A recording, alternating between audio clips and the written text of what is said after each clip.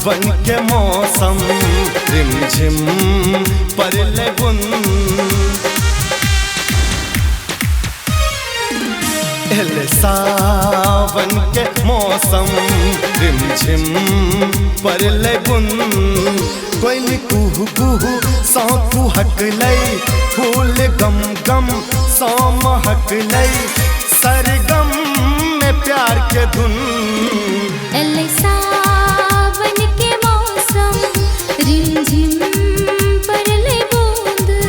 कोयल कुहू कुहू सौ कुहकलै, फूल गम गम सौ महकलै, सरगम में प्यार के धुन।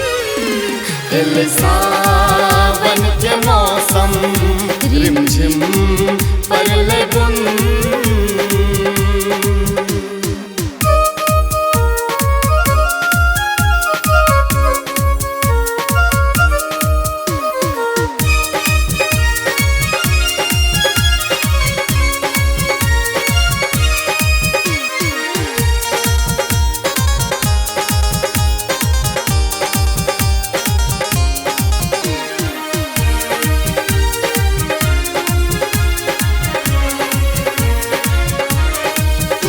जो डेग उठबै छी तो पायल बजैया, चूड़ी के खनक खन खन हमरा पागल करैया।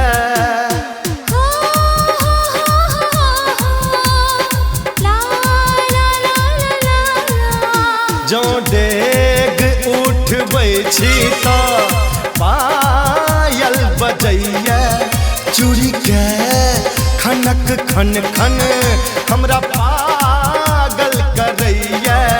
जो चलै छी नैना झुका के अपन दाँता से ओढ़नी दबा के, जो चलै छी नैना झुका के अपन दाँता से ओढ़नी दबा के, पुरबा सन सन सौ सिहकलै, देख तन मन ई बहकलै, सरगम में प्यार के धुन।